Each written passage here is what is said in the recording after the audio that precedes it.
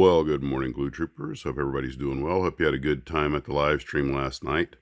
So this morning I got up and looked at this cabinet that's underneath my television in the bedroom and realized that the Enterprise bridge model I had from AMT, which is I don't know how many years old, has been sitting under here collecting dust for years. And I dragged it out, good Lord, 8 years ago or more probably, to clean it up. So I pull it out, and sure enough, it was in desperate need of some attention. Some parts had broken and fallen off that I don't even recall ever touching. I mean, it was just sitting there, but I don't know. I guess glue bonds get old.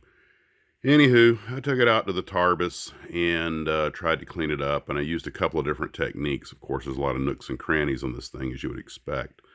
Now, one thing you could do is completely break the thing down and rebuild it, but I didn't want to do that, especially since I'd made some modifications to a couple of the computer viewing window things that are up on the upper wall.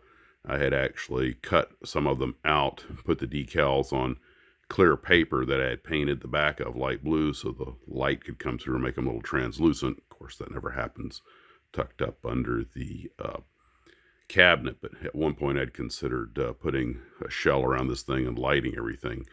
Never, just one of those little projects I never got around to. But anywho,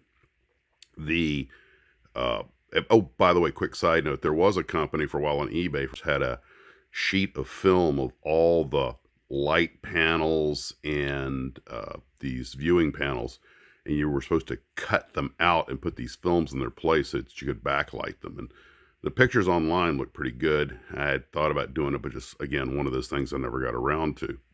Anywho, so I got it out to the Tarbis, and I dusted it. I used the air hose to dust it off, to blow off the loose stuff, and the air gun and my spray gun to just help blow some of the stuff out of the nooks and crannies and everything.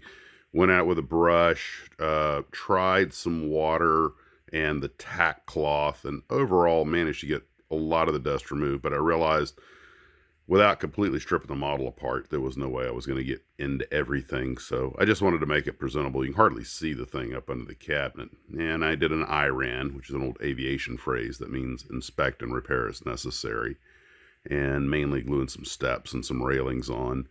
Somehow Mr. Sulu's head had broken off. Not sure how that happened.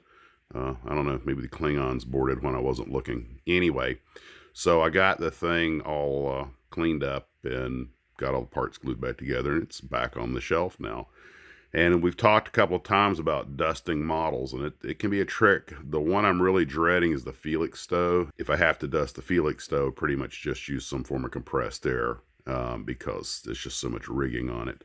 But that's why you try to keep them behind glass if you can. Dust is the mortal enemy of models. I mean, a lot of us call them dust collectors. Anywho, that was today's activity. Hopefully get a little work done on Patton's Power Wagon today, but got a lot going on, and everybody here still puttering along. Guys, take care of yourselves. Hope you're having a good weekend, and as always, model on.